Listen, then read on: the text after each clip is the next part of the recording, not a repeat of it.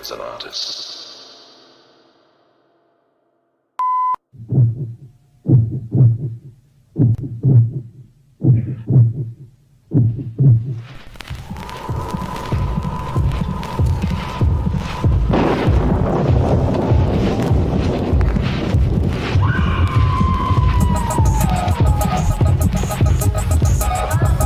Under 17 not admitted without parents or guardian.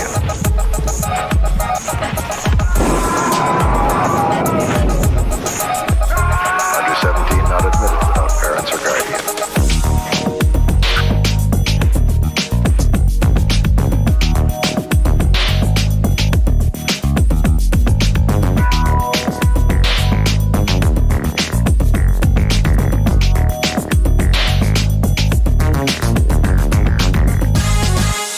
Under 17 not admitted without parents or guardian. Kill it! I have already killed you. Right here. 2 men. Yeah! Now this is gonna get to me. two machines. Too wild. It's clobbering time. Get ready for Robot Jocks, rated PG. Good evening, fans of fantastic films. Welcome once again to the Drive-In Asylum double feature with me and Sam Panico. As usual, but not as usual, this time we have NP Armageddon on the program. And a big welcome to Peter Podgorski and Brian Keithley. Thanks. Thank you. Thanks for having us. We're looking forward to seeing some rockin' talking robots. Yeah. The trailer really makes this seem like a fun romp, which maybe it isn't. I didn't realize it was PG. Yeah, right? Yeah. There's a lot of death in this movie. And there's like, full like female nudity in it too, I think. Yeah. There's an entire stadium crushed by a robot in a horrific scene, which I'm shocked is PG, but learn something new all the time, I guess. Good for Stuart Gordon for like slipping one past the goalie there. Yeah. He was like, all my other movies have been way past I'm going to go for PG this time. Yeah. Like John Waters making hairspray. Yeah. Like, how did that movie come from John Waters? I still can't imagine. Well, Stuart Gordon wanted to make a Transformers movie like 25 years before we got we got the animated one, but he wanted to make a live action movie and he thought Empire was the company to do it, which again, shoot high, but they weren't, but they made Robot Jocks and just barely. This is the last movie that Empire made before they went out of business.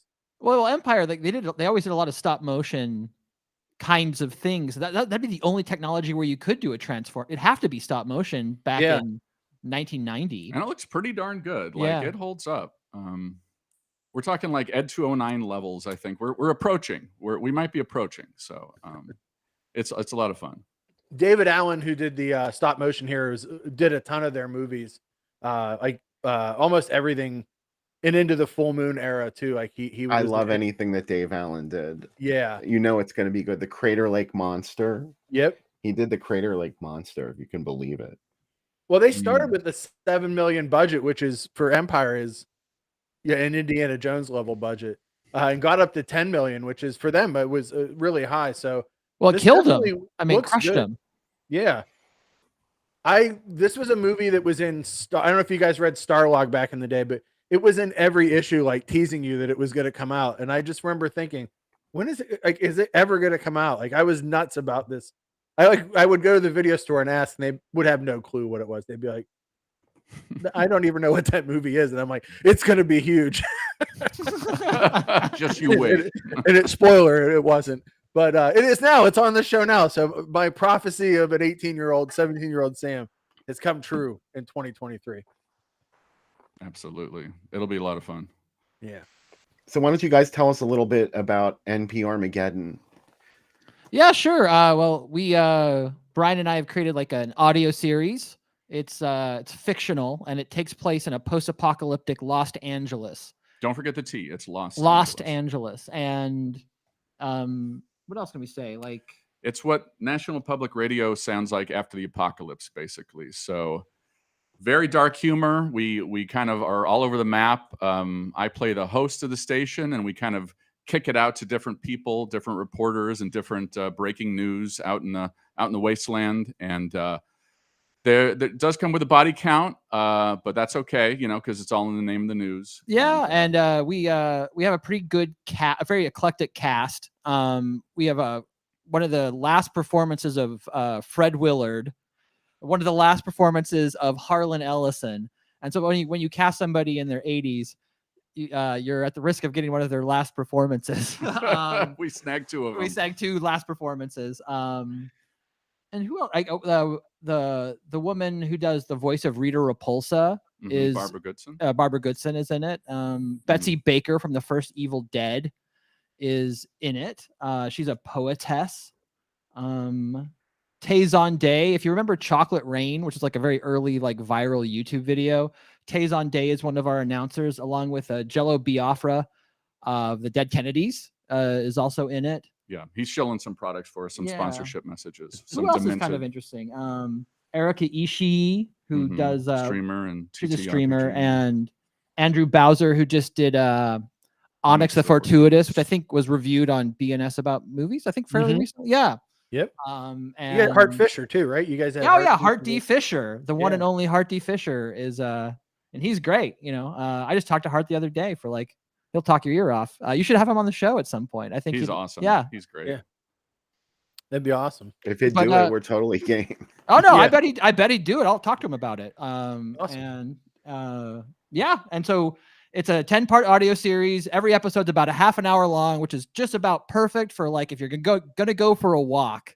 Do a little cardio, listen to an episode. And you can listen while we'll listen while you're driving around or whatever. And it's I think that's the soft sell of what we've done. I have listened while I walk, it. and it's interesting that like the world is ending in my ears while like people are playing baseball and just down at the park. So it's a good accompaniment to your walk. Yeah, good. That's a ringing endorsement. Counter. Who does your audio production? Well, I do the production side of it. So I do the recording and the sound designing. But we have a mixer named Amy Reed, who's a very, very talented, accomplished mixer. She works in for films. She's part of the sound faculty at the USC Film School. So she teaches other people sound as well. And yeah, she's just very solid. Yeah, but we had over 80 actors across the 10 episodes, so it was quite a production. It was kind of long gestating.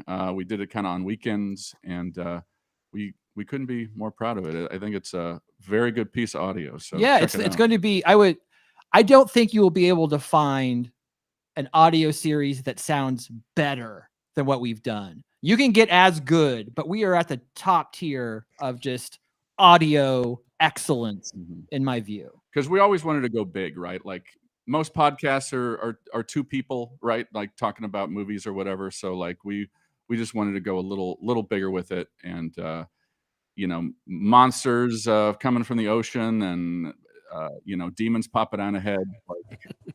They're very violent, and it's very good. So please, if you're watching this stream, nprmageddon.com/listen, and you'll give you all the links to where you can listen to it. I haven't listened to the whole thing, but I did listen to a little bit of it, and it was very. It gave me the War of the Worlds tingles. Oh, thanks. That's great to say. Yeah, that's awesome. I love stuff like that. I was always fascinated with the War of the Worlds broadcast when I was a kid, and I just thought that had to have been the scariest thing in the world to have heard that coming out of your radio and believed it. So, well, I know when they would show like Night of the Living Dead on television, there would be like an alert on the bottom whenever the newscast came up on Night of the Living Dead, and they'd be like, "This is just a movie, guys. This is not a newscast. don't worry about it." Imagine we're from Pittsburgh, so imagine all the cities that crawl up in Night of the Living Dead. They're like, oh, that's right next door. That's like, so that was always like really wild to us when that. If you live here, you know where all those places are. So if you were watching that in Pittsburgh, you'd be like, holy shit. Well, there's that part where like he goes around they did like one day shoot at like Washington D.C. right, and they do all the reporters talking to the Congress people or whatever. Yeah, that's totally no permits, jump out of the van and shoot, jump back in the van, don't get arrested kind of filmmaking there.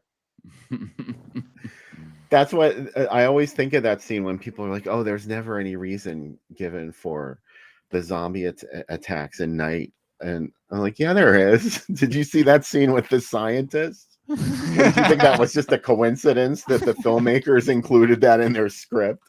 I mean, they probably like stepped away from an explanation later when it started to, it feels really real. Not that it doesn't feel real if you're not from here. Greg is in the chat from Neon Brainiacs has talked about before the hunting scenes when they're burning the bodies, 100% Southwestern Pennsylvania, like the most realistic and capturing of Western Pennsylvania you've ever seen on film. Well, it's the biggest laugh in the movie, right? It's like, oh yeah, they're all messed up. They're all weird. That's 100% real. I mean, that's exactly what would happen. That's like Zillionople or Butler, really small towns in Western Pennsylvania where that would happen. Like zombies coming would not be a big deal at all. It would just be something new to hunt, and an extra day off school to hunt them. I thought that was the most chilling message in Night of the Living Dead when I started to become old enough to really understand maybe what Romero and Russo were saying with that was that, you know, after a crisis like that, here comes all the people that talk like the sheriff and they have a whole bunch of guns. Yeah. And they're going to fix everything. Yeah. That's kind of a scary message to put in there. Well, I think the big twist in that film is the least likable guy is the correct guy. Yeah. As the guy that you just hate, that you think, oh, what a jerk. Why can't he get along with people or whatever? His plan is the correct plan. That the one that the other guy ends up adopting at the end of the film. And he's the only one who lives. Yeah, barely. But that's I think that's what's so twisted, because like you set up this character who's just set up to just be dislikable, and you give him all the right answers, and then that's great. So I think it's the one of people always talk about how Barbara's just so shell shocked, but that really is, I think, what would happen to a lot of people in the situation. Not that I don't love Barbara in the remake too. I think the remake's just as good, if not better, the Savini remake. Though, Bill, I saw that in a theater, and there's a scene where they talk about Big Beaver, and I was in Big Beaver at a theater when they did it, and the entire theater just of 8 people, including me, went nuts, and they're like, they're talking about us. Like, that's the classic. Like, you go to a band comes to a town, and they go, "Hey, Buffalo, yeah." That's why Talking Heads have that one moment in that one song where they're like talking about Pittsburgh, PA, and it's like, oh fuck, they're finally talking about us. Nobody ever talks about Pittsburgh in a song. Well, when they do, it ain't good. Yeah, exactly. My favorite joke is they said in Living in America, James Brown is telling you where all the safe cities for black people to live are. That's why he's like naming cities that no one ever names in songs. He's like, these are the cities where you'll be treated well. None of these. Also, like it's like the Green Book of songs or something. Yeah, exactly. I didn't know that. Oh my goodness. Yeah. So I'm really excited that you guys picked Robot Jocks. That is a great pick for tonight. Well, I know I went back and looked at your website. You have 2 different separate reviews of Robot Jocks on your site. So I thought I was glad to see that. Robot Jocks, I remember renting it like every weekend. It was like I rented that with Bloodsport. And so we'd always just watch Bloodsport and Robot Jocks. There's never, because like you go rent a movie, there'd be nothing you'd want to see, but you'd be like, I kind of want to watch that Robot Jocks again. Covering all your bases. Right on.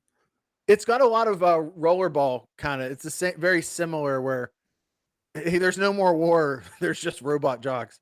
That's how we'll determine all conflict, by 2 giant robots beating the shit out of each other, which I think is a pretty good way of living.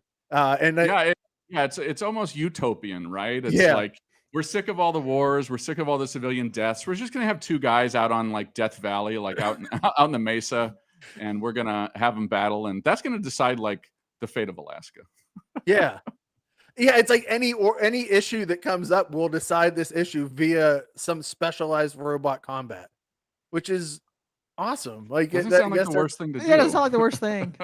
No, and I love that there's these guys that have trained their whole lives. It has very much of like a Running Man kind of vibe, where it's like if you win 10 times, you don't have to be a robot jock anymore. You can retire and become the richest person in the world. Like he's like our hero in this is just sick of it. He's just like, yeah, I'm done. Like I don't want to do this. Yeah, he's a Michael Phelps or like Tiger Woods of robot joxing. Yeah. Yeah. And he gets in a contractual snarl there that affects the plot.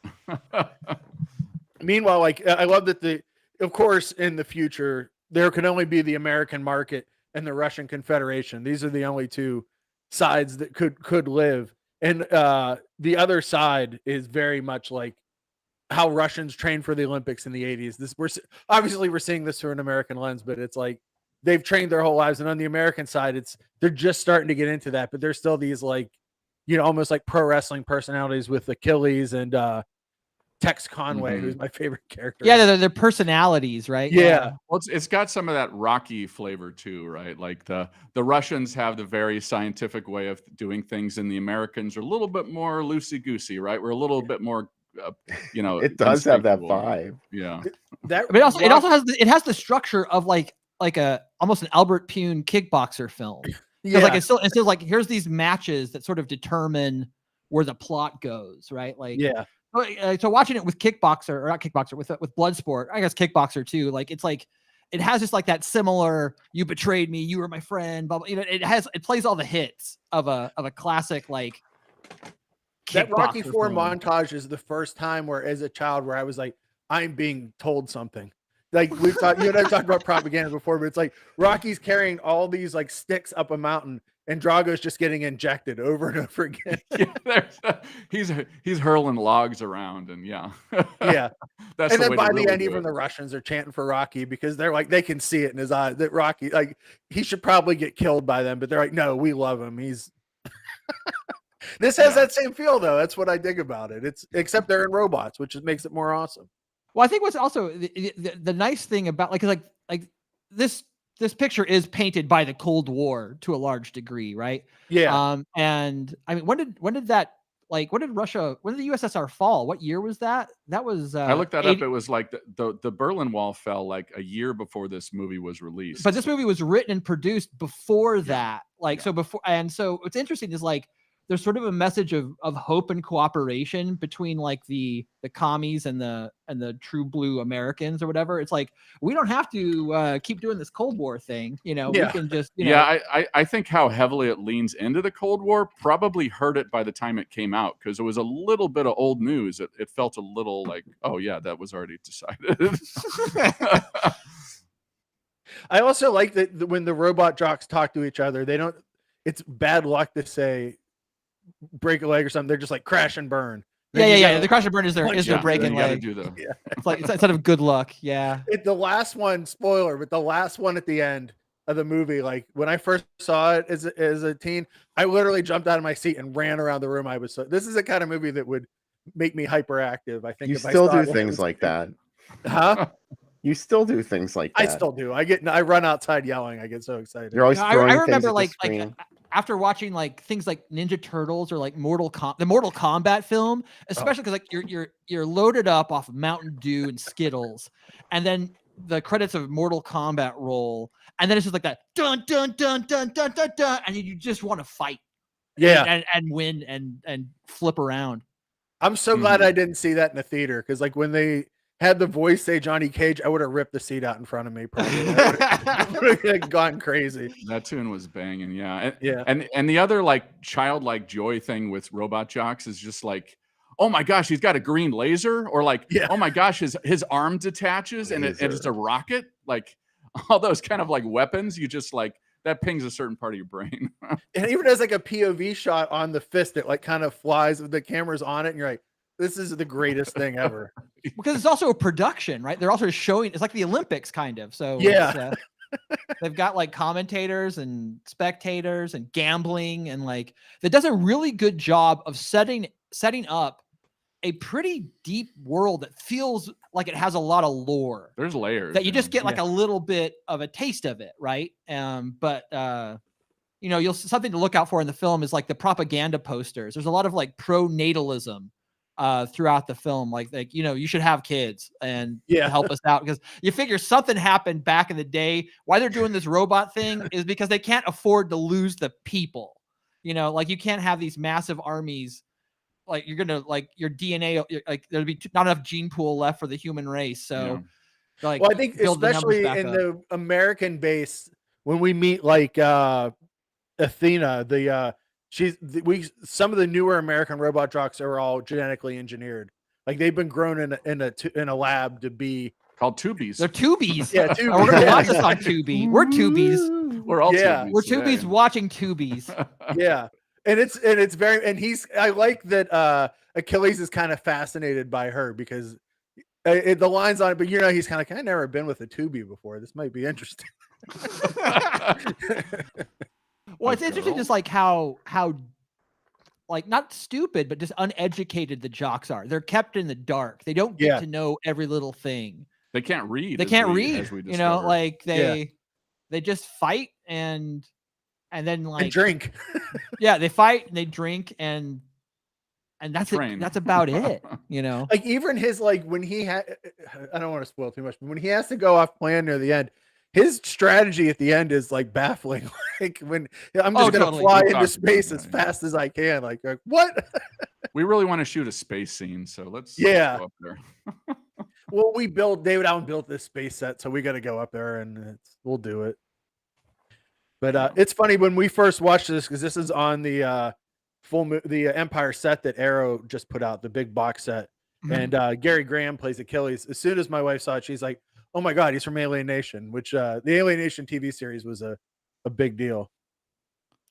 Oh yeah, absolutely. I think that's his other big thing. Yeah. Yeah. Well, I think he's really good in this. Like, I'm surprised this didn't lead to him being a little bit more of a known kind of quantity because he's very charismatic. I mean, And he has a very believable arc of like arrogance to being beaten down and kind of coming back and restoring that. So yeah, he's very good. he's charming. Like he's like, you know, I like that short scene where he goes to see his family, and you're like, that's why he left. He doesn't need to be back there. He can go back to being a robot jock now. yeah. Well, that scene has He leaves without a word. Yeah. too. yeah, that's Stuart Gordon's wife who's in that. Who's the pregnant woman. Yeah. Yeah. She's great. Yeah. I wish that this had been bigger than it was, but then we probably wouldn't be able to stream it on the show. So it all worked out. It wouldn't be on Tubi otherwise. I remember I was really fascinated by this film. Like there were these comic book companies. This was probably 10 years ago. They were putting out comic books based on old television shows, and I go, "Oh, that's really weird." So there was like a Miami Vice comic book, and I was like, "A Miami Vice comic book? How bizarre!" And I was like, "I wonder, like the license for a Miami Vice like comic book can't be that much. What else could you do?" And I remember like talking to the licensing department of MGM to see how much it would cost to license Robot Jocks for a comic book.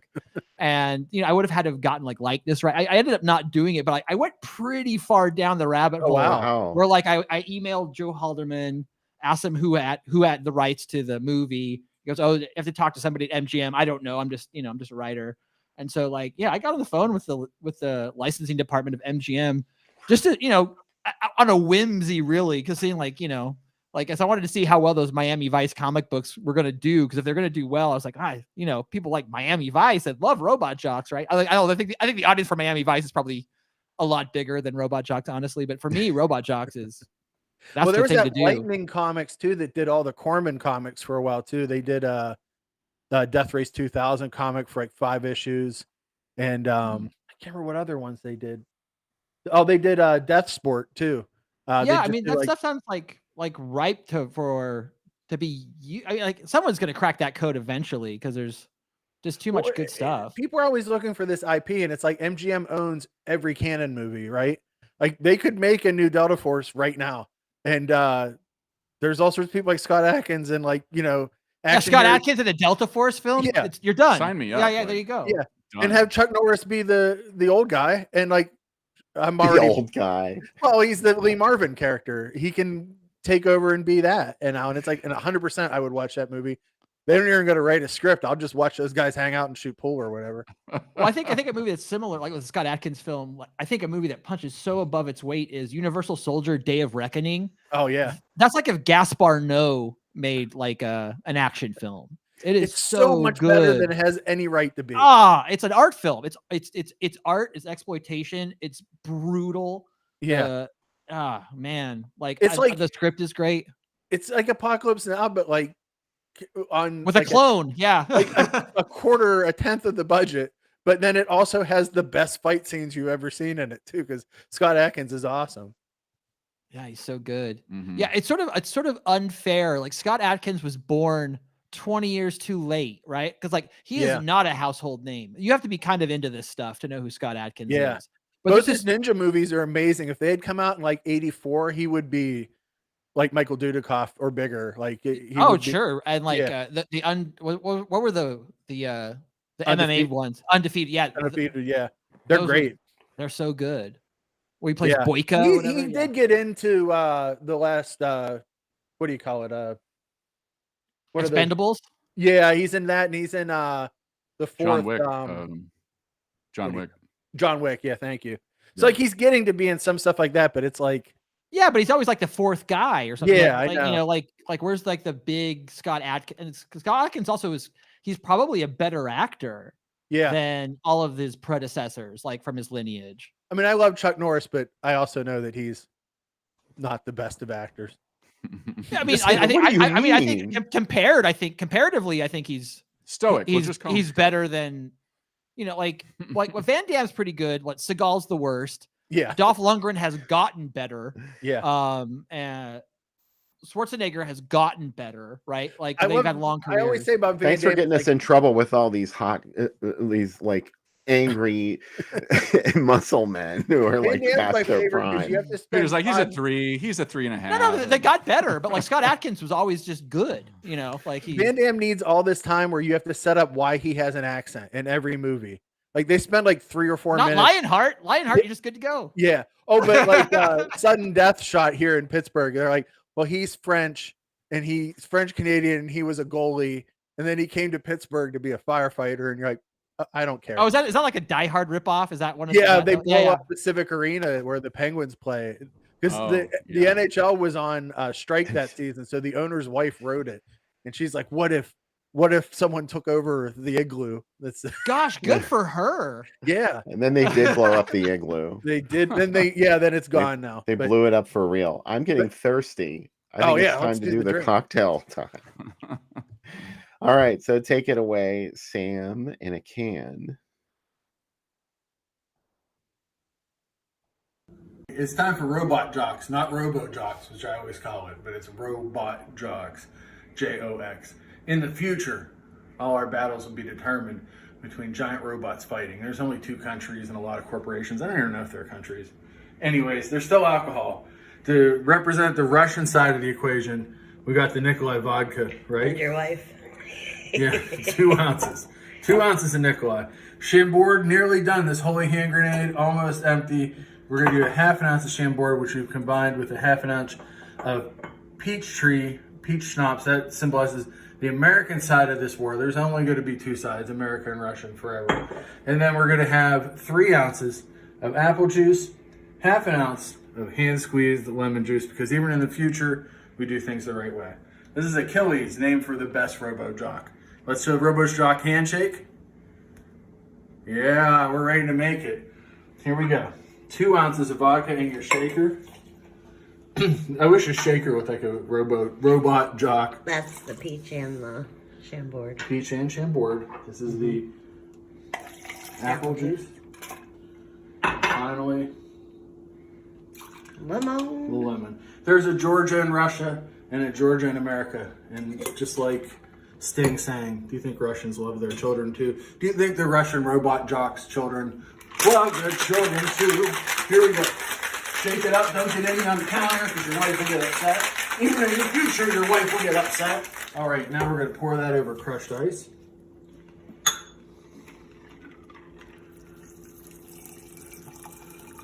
Even in the future, my pouring skills are horrible. Even in the future, there's a lot of spills. There's a lot of spills and chills for the There's robot spills. jocks. Can you Pan up to the robot jocks drink, please. Thank you. Look at that. That's robot jocksy. Here we go. This is the Achilles. Pazuzu to everybody, and let's drink up and watch some robots fight.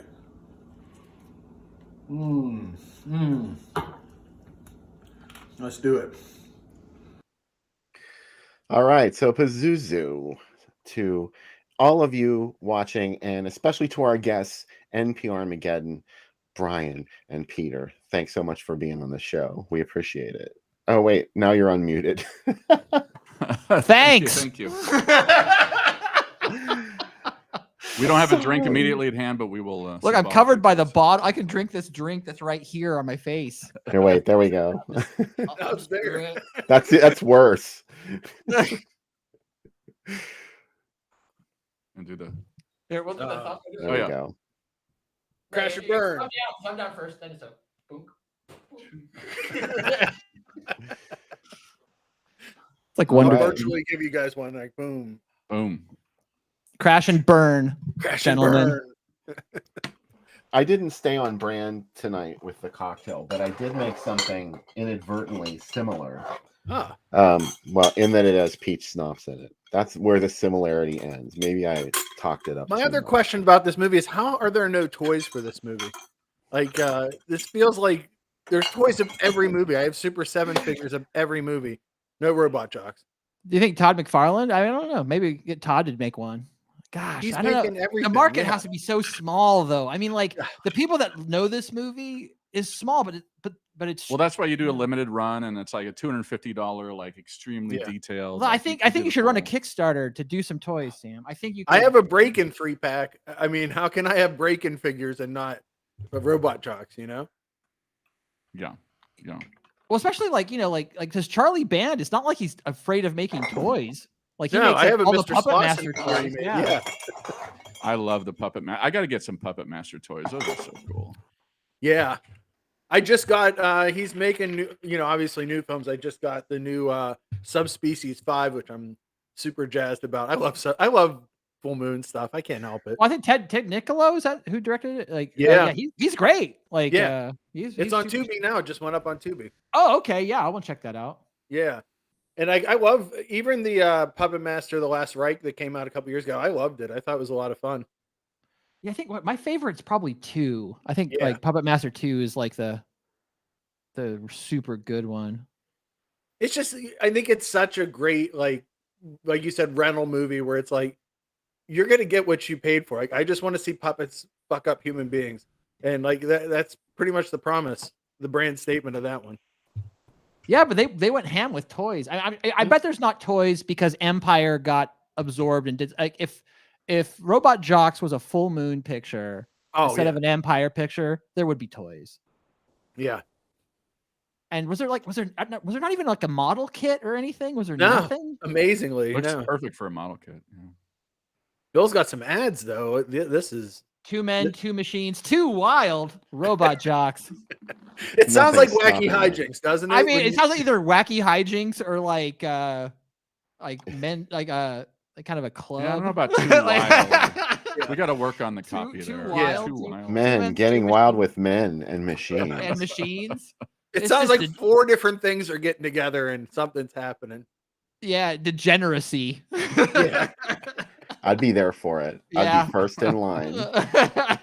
Robot jocks. Yeah. And what about that title too? There's some innuendo there. Yeah. Yeah, the X is like an interesting choice, right? Mhm. So I think there used to be a magazine called Robot Jocks, but that's not what was in it. Gotta Okay, be I jock. subscribed.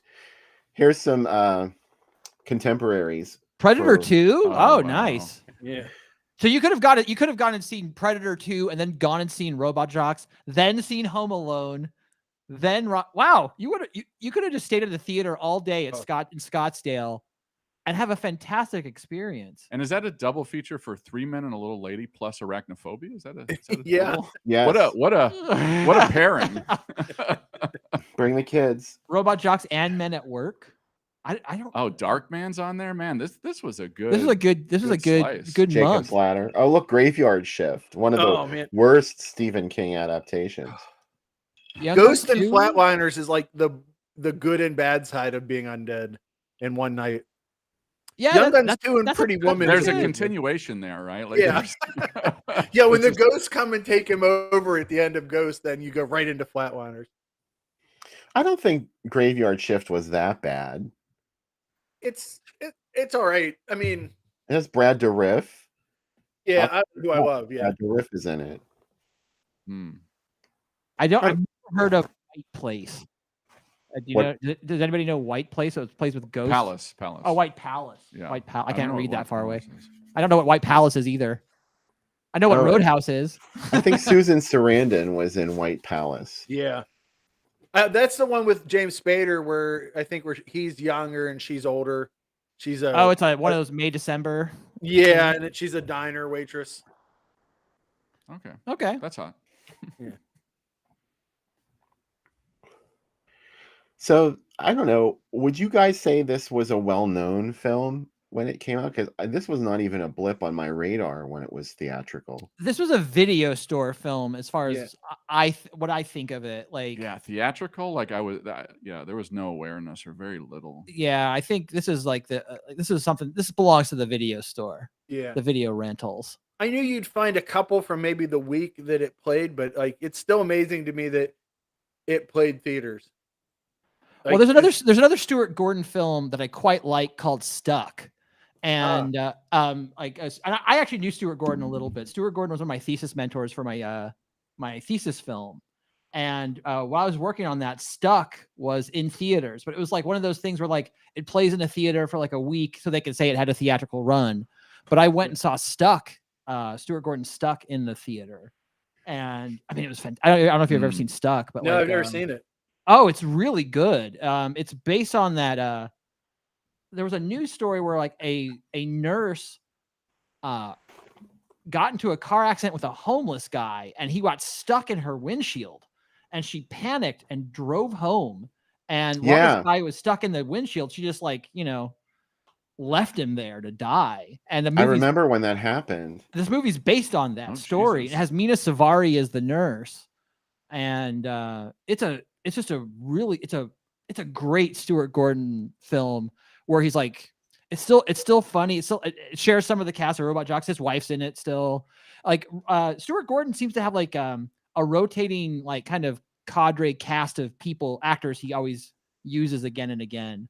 So you'll see like people who have small parts in Reanimator also have small parts in Robot Jocks. And I mean, Jeffrey Combs is in Robot Jocks for a small part. Yeah.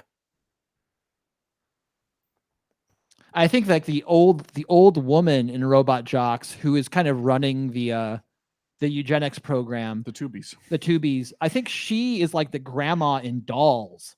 Oh, Stuart wow. Gordon, it's the same person. Yeah, She's eccentric. She's fun. she's a great character actress. Gary Graham There was a little bit maneuvers of his press. man in Robot Jocks. Maneuvers. I don't know about maneuvers. his There's a lot. man. I think you're right about the innuendos there. I think there's something. Lean mean. See, you're getting it now. Yeah. There's a lot of Yeah, BMX no. armor in this too. This looks like something somebody would wear riding their Haro or GT bike when I was growing up. Well, I think it looks. Yeah, I really like the RCA video plugs that are on their gloves. That's the first thing my wife said when she watched it. She said, "Are they plugged into a VCR while they're doing their robot jockeying?" Now, when I was a kid, I thought that was cool. I mean, Yeah, I think yeah. people make fun of it now, but I'm just like, that's great. It's like, Yeah, there's some Power Glove, like NES Power Glove vibes to that to that glove. When you dress like that and ride any bike other than a Harley around here, there's going to be a bunch of guys with super long hair and Bob Seger chasing you. You can't do that around this area. At least you couldn't when this movie came out. yeah, it's You definitely probably like couldn't. you're driving a Japanese motorcycle of some flavor, Mhm. like a Kawasaki It's or a cool Suzuki looking. or something. And then the guards in the jocks facility, like they have Spaceballs helmets. So watch out for the Spaceballs helmets. And the scientist who created the robots is the bad guy from Karate Kid 2, saw the grandfather. Ooh. Yes. Oh, the Japanese guy. Yeah. Yeah. The guy who is the evil younger guy in Karate Kid 2 is my all-time favorite bad guy, because at the end of that movie, there's that big storm that takes over, and everybody, like, even like his grandfather's like, "Stay with us," and he's like, "No," and he just walks into the storm at the end, and you're like, man, he's the best bad guy ever. Like, it's amazing.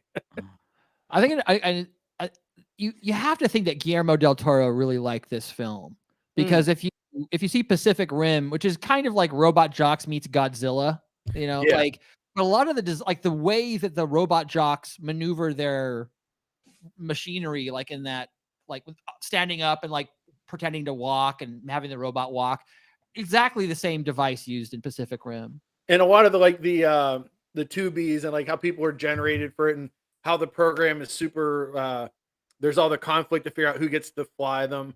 It's really similar to Pacific Rim. Yeah, so there's a lot of, like, you can see a lot of DNA of Robot Jocks in Pacific Rim. When I saw Pacific Rim at the theater, Charlie Band was in the same theater as me, and I saw him walking. I was going to try to catch him at the end, because like you know, like what is he thinking? You know, going in watching Pacific Rim, going, "Hey, you ripped me off. What the hell?" You know, This is the shit I do to other people. Oh, it hurts. Man, it's like the double Uno reverso card. He's like, if they had put a little doll in it, I would have been enraged. But no, that's There was a ginger dead man. yeah. I think at that point he was fully into his, I'm gonna make worry dolls and like anything else that's Worry small. I'll dolls. put it in the movie. Yeah. Now, Charlie Band's fascination with dolls is well documented. not well documented, but not fully explored. Yeah, it's like it starts with obviously like there's a little bit of it in dolls obviously, but like I think dolls might be the thing that kicks it off. Maybe I don't know. Tourist Trap a little bit because there's kind of like they're mannequins, yeah. the mannequins, and it's like, and then he just keeps. It's like a well that never ends, and he just keeps going back to it. But I'm there for it every time it happens. So like what can I say? I've seen every Evil Bong film, and they're pretty enjoyable, except for the one where like the Evil Bongs from outer space. I don't like that one so much, but all the rest of them are super good. Oh, I have Bad Channels. That one offended you. This wasn't as good. Yeah, I have all the crossover ones, and then that's like seriously loving Full Moon is like being into like No Limit or like a rap label because you're just gonna get remixes. You're like, do I already own this one? Like, no, this one has like 10 minutes of footage from another one. Like, and it's it's just trying to figure out where all the movies in those Evil Bong films. They have that character Rabbit, who's that old man who's from like Trancers, the same character, the same actor, right? Like, so like there's the shared universe. The shared Charlie Band did the shared universe before it was cool. Yeah. Yeah. He did it I first, love every Trancers movie. I'm totally into all of them. Like I don't care. They're great. Yeah. Tom Thomerson's another actor that never really, like, I don't know why he didn't do better, like he's in Near Dark is probably his apex, maybe. I don't know. He's like the dad in Near Dark. I'm glad you guys. My wife just said that Athena, but this is the kind of movie my wife is going to watch and say, I know what she's from. Athena was also on the show In the Heat of the Night. She's Virgil's wife on that show. Oh. I'm glad you guys brought up Tourist Trap because I always forget that this is a Charles Band film. Yeah. It's a Full Moon. Tourist Trap, I mean, is a Full Moon movie. It's like David Schmoller. Is that the director? Yeah. Like he did that one Klaus Kinski film I thought was pretty Crawl good. Space. Crawl Space. Yeah. Crawl Space. That's a recent request for a future episode of the DIADF. Well, anything with Klaus Kinski is going to be a good time. Oh, have you seen the documentary he made called "Please Kill Mr. Kinski" about that? Yeah. David Schmoller made that one. Yeah. Yeah. It's amazing. I feel bad for him. Oh, I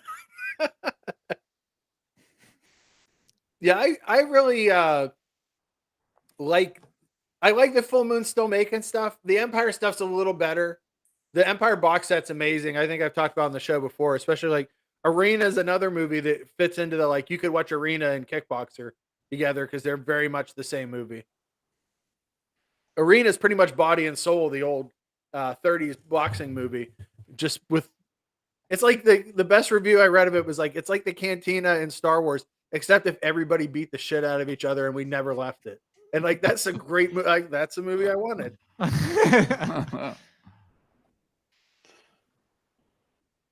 Yeah. I love in Tourist Trap that moment when the mannequins all start falling on Janet Jones, and she's like, "Ah!"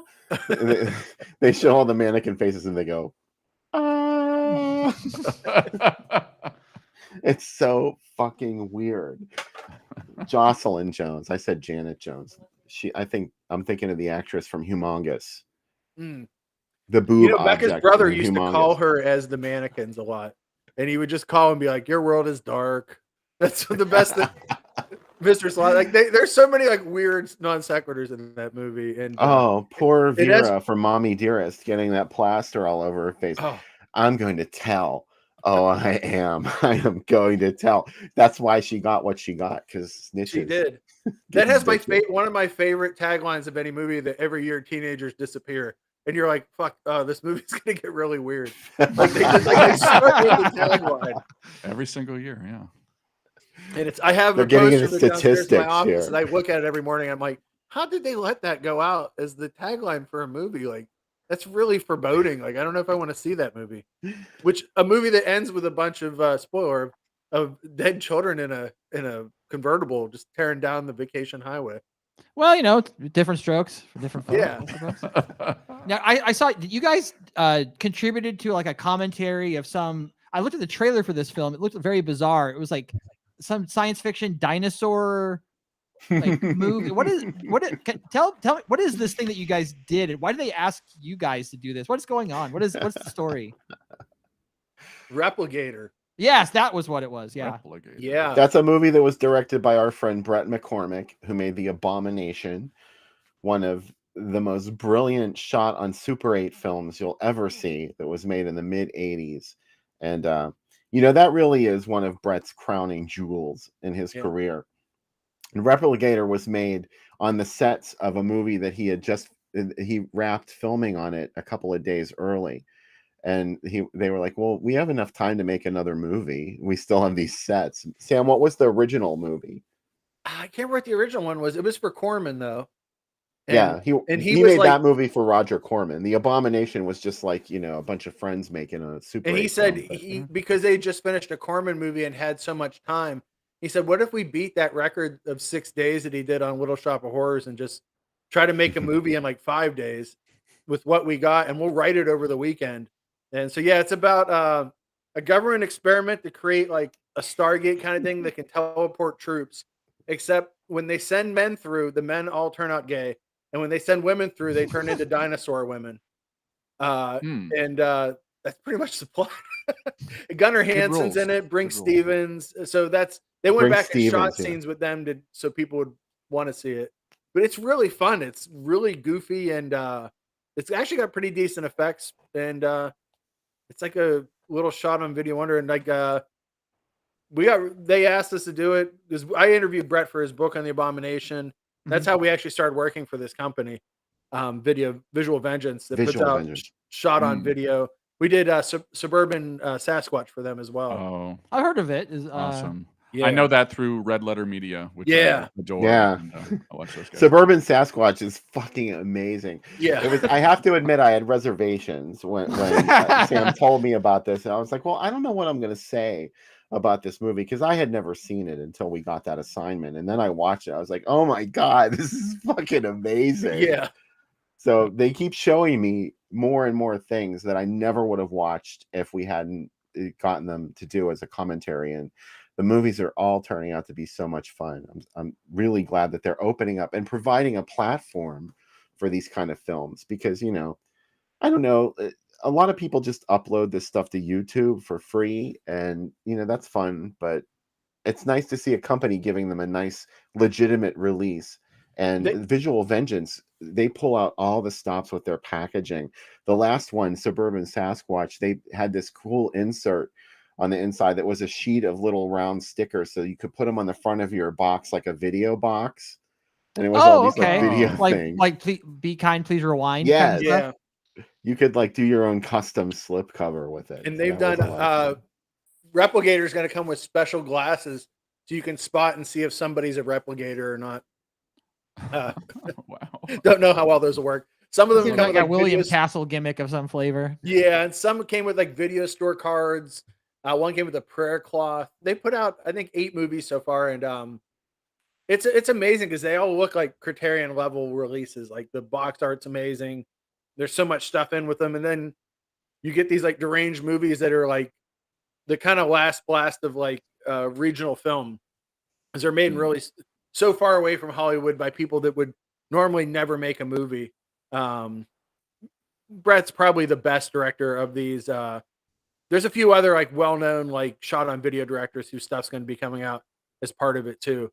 But it's just a really cool series to be part of, and I don't know. It's amazing that they asked, because originally we were going to do a few other foreign ones for them, which may still happen, and then they said, "Hey, how do you feel about this about Suburban Sasquatch?" And I was like, "Holy shit, yeah, I can talk about that movie a lot." Awesome. So that movie has Suburban Sasquatch has an extended scene where 2 rich older women drive around lost eating a hot dog. which goes on like for like 10 minutes. Just kind of filler, kind of. Yeah, there's a lot of filler, and like at times the Sasquatch has a dick. Sometimes it doesn't. Sometimes it's on a skateboard. It's really good. That's the box quote. Yeah, that's a great summation. Yeah. The Sasquatch morphs constantly. Yeah. As Sam mentioned, sometimes it's factors of both genders. Other times it's really, really big. Other times it's just sort of average size. And the abilities that it has change often too in the film. And it's it is definitely an eco horror movie because there is the message to it that we've infringed on the traditional lands of the Sasquatch, forcing him to become suburban Sasquatch. As we build these like McMansions and stuff, these and fucking that's why suburban housing plans. These people Yeah. coming in here where the deer shit, and they're building their houses like they belong here. So That's they were the message. asking That's for gross, it, is what they're Yeah. saying. And the director's entire family worked on it. His wife wrote the theme song. His dad built the costume. His kids are in it. My favorite thing is we got paid $4 more than the budget of the movie to do the commentary because the budget was actually going to be less, but someone got hit with a toilet plunger in it and would not allow a used toilet plunger to be used. So $6 more were spent on the toilet plunger, which is amazing. So I said, well, where did the budget go? When I interviewed the director, he goes, oh, pizza. Like, you can't, I spent all the money on food for the crew. That's what's most important because they're not going to show up otherwise. Mm-hmm. And the Sasquatch can make about one sound, right? Like they were reusing a clip pretty generously. I asked the director about it, and he said, yeah, he goes, I could have spent a lot longer on it, but I really liked how it sounded. And so I just kept it. And it's just like the same clip throughout. He said, I had bigger stuff to worry about. And he said, people talk about it. So I guess if I did it right, nobody would talk about it. So it like gave me something for people to talk about, which is cool. Yeah, but I forgot, Bill, that the Sasquatch has breasts at some scenes too. It really depends when it comes from. That Sasquatch is all things to all people. That's not the weirdest movie that we've done for them. I can't wait to talk about the other ones. There's some other ones that like I hope Bill left in me laughing on the commentary because I was not ready for a couple scenes of like, how is this happening in a movie? Like when you can get surprised by that in a movie, that's awesome. Like I love that.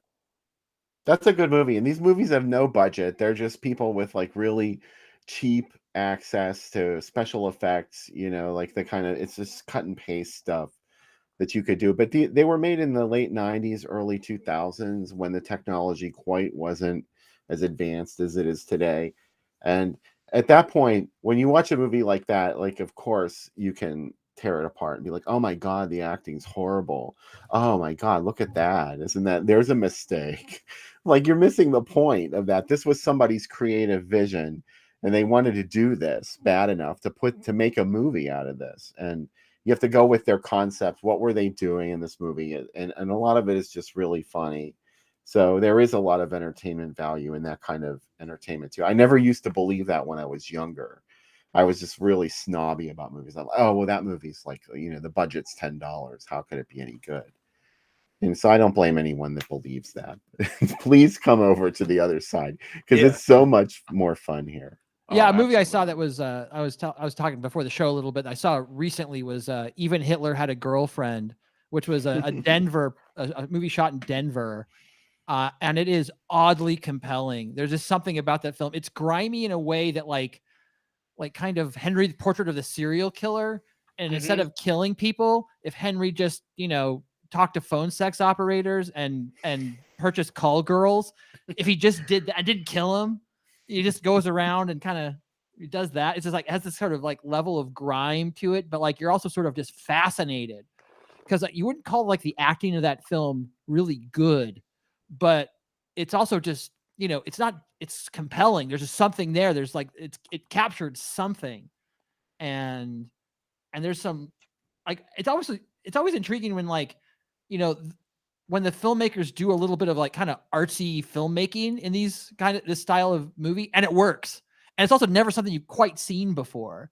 Like there's a part in Even Hitler Had a Girlfriend, which is on Tubi, where like he decides to set up a tape recorder just for audio, so he can record the audio of his interaction with the call girl, and he'll listen to that later to help kind of extend his fantasy or whatever. And so you see him set up the tape recorder, hide it, and then you cut to him afterwards just playing it and just listen. So you're just listening to it. So the whole movie becomes like a radio show for like 6 minutes as you just listen to this interaction, as he's just walking around his normal day, just listening to himself interact with like a sex worker.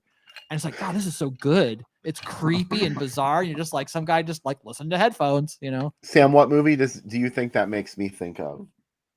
My Brother Has Bad Dreams. No, then where someone's listening to a tape recording and like that they had made. I'm thinking of Windows. Oh, with yeah, Talia yeah. Shire and Elizabeth Ashley. Yeah. Oh my God. Windows is one of those like controversial 1980 films. It was released at the same time as Cruising. And there were gay groups that protested both of those films because they have these like psychotic depictions of gay people in them. They happen to both come out at the same time. At Windows, Elizabeth Ashley is this lesbian that lives next to Talia Shire. And she like fits. If you can imagine having like an all-consuming passion for Talia Shire, Elizabeth Ashley does, and she hires this like sleazy cabbie to rape Talia Shire. He breaks into her apartment and sexually assaults her and records it. And that's what she wants, is the recording of the assault. And then he takes it and gives it back to her, and she listens to it all the time, like, she's all excited about listening to this tape. So that's the first thing I think of when you guys describe that. Maybe they saw Windows. And maybe it's a crib of Windows. I've not seen Windows. Maybe it's a crib, but man, it is. And it's all, if you wanted to see just like a lot of shot on video nudity, you'll see a lot of it. Yeah. And Even Hitler Had a Girlfriend. There's a lot. That was Gordon Willis's only feature as director, and our friend Linda Gillen worked on that film. She was hired to play a female detective in it, and her role was initially a lot bigger than it ended up being in the film, which was most of her role. The scenes she shot became so few that there wasn't much for her character to do, because she said we would get into makeup at 4:30 in the morning, and it was shot in New York. Mm-hmm. And she was like, we'd get into makeup at 4:30 in the morning, we'd be at the set by 5:30, and Gordon would show up, and then he would like take us out to the location, which was this brownstone that was supposed to be Talia Shire and Elizabeth Ashley's building. And she said, literally all we were doing was just walking up the stairs, and Gordon kept telling us to do it over and over again. And then he would just call it, and he'd be like, the lighting's wrong, the clouds are wrong, I don't want to shoot it. Look at the image. Yeah. And she's like, then it would all be for nothing, and we would go home, and then the next morning we would get up and do it all again, and he wouldn't even film anything because the clouds weren't right.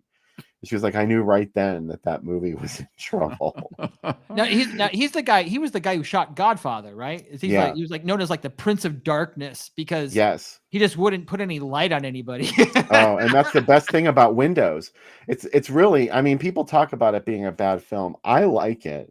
I happen to like Windows a lot. It's ridiculous, but I love that. That's a plus in my book. The more ridiculous it is, if you look at the person that the movie is about and think, why is she doing that? Or why is he doing that? Like, that's my kind of movie. And that's Windows. But there are all these scenes of them filmed in near total darkness, and all they are is a silhouette.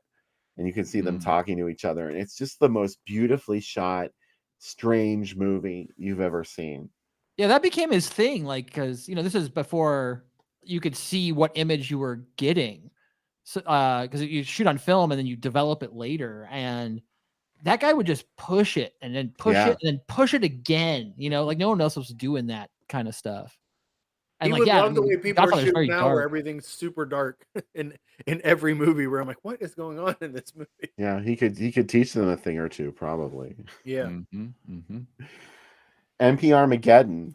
Are you going to be back for the second segment of tonight's program? We will be.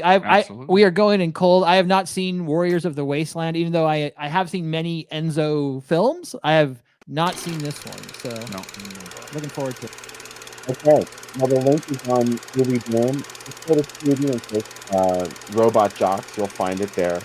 And come back after the movie. We'll have lots more to talk about with NP Armageddon. and Sam Panico, myself, on the Drive-In Asylum double feature. So come back. Have fun. That was great.